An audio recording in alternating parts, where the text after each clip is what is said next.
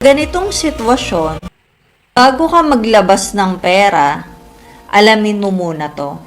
Asset ba o liability?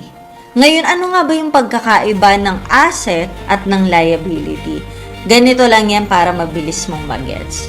Ang asset ay isang bagay na nagpapasok ng pera sa bulsa mo. Ang liability naman ay isang bagay na patuloy na kumukuha ng pera sa bulsa mo. Halimbawa ganito, bumili ka ng sasakyan. Kung ginagamit mo lang ito pang personal, syempre meron niyang gasolina, meron niyang maintenance, may insurance, and habang tumatagal, alam naman natin, bumababa ang value nito. So doon sa situation na yon, liability pa ang sasakyan. Pero paano kung yung parehong sasakyan na binili mo, pinaparentahan mo? O sabihin natin ginagamit mo sa transport business o delivery service. Bawat buwan, merong pumapasok na income. Kaya, hindi na ikaw ang nagtatrabaho para sa sasakyan. Yung sasakyan na yon, yun ay nagtatrabaho para sa'yo. Sa ganitong sitwasyon, asset na yon, hindi na liability. Another example, bumili ka ng laptop. Kung pang Netflix at social media lang yan, natural gastos lang yan.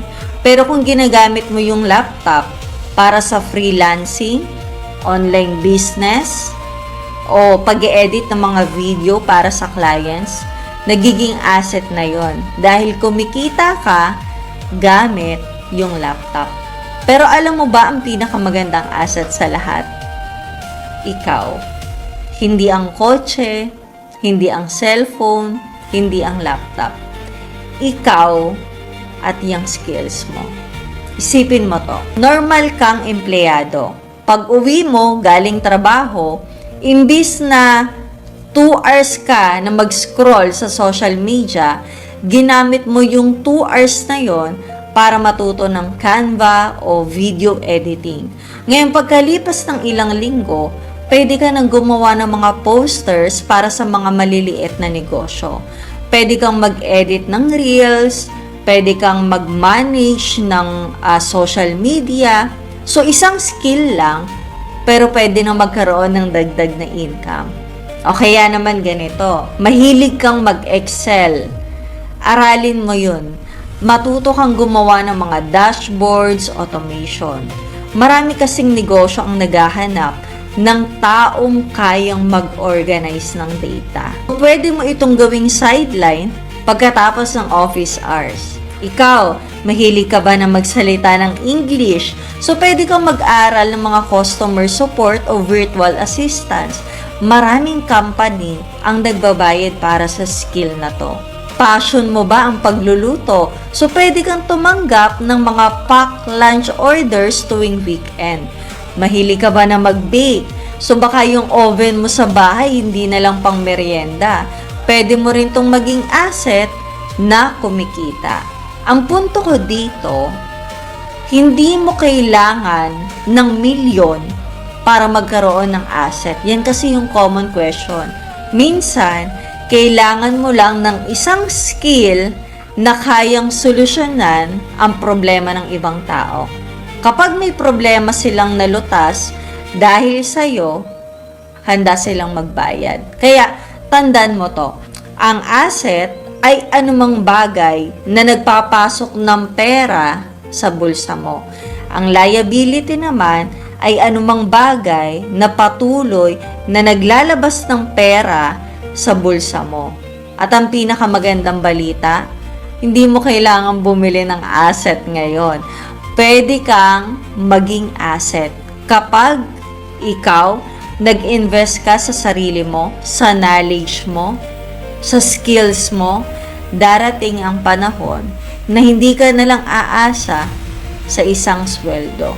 Dahil ang pinakamahalagang asset na pwede mong dalhin kahit saang dako ka man mapunta ay ang sarili mong kakayahan at kaalaman.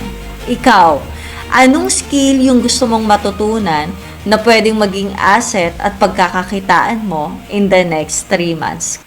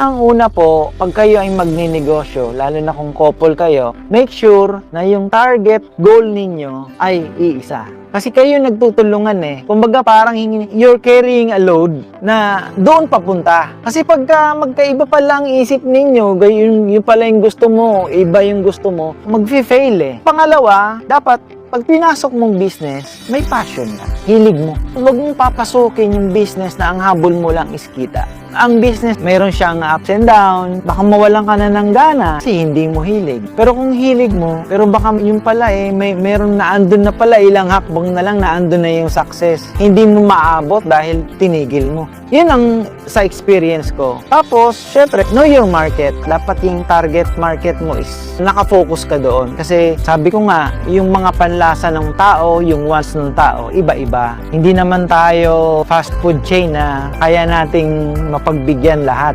Na andito si Masa, ito yung may kaya, kakain sa Jollibee o somewhere, di ba? Pero tayo, as nag-uumpisa, dapat targetin mo muna. Kung gusto mo yung pangmasa, make it affordable. Pero kung gusto mo naman na target ko yung maselan, yung mga may pera talaga, make sure na yung produkto mo papasa sa kanila. Medyo mahirap pero mas may kita doon. Tsaka dapat tiyaga. Talagang wag kang matakot, mapagod. Kasi may sleepless nights talaga yan. Maraming sleepless nights ang pag-uumpisa ng business. May time na, alam mo yun, ikaw lahat. Eventually, magkakaroon ka na ng tao. Doon na gumagaan eh. Pero kasi sa umpisa talagang halos ikaw ang mag-uumpisa niyan eh. Mas maganda yon. Actually, payo ko, kung kayo po ay magbi-business, mas maganda lahat ng kasu-kasuan ng negosyo, maranasan mo. Kasi yun yung magiging weapon mo. Alam mo lahat yung pasikot-sikot ng negosyo. Hindi ka mangangapat. Hindi ka maluloko,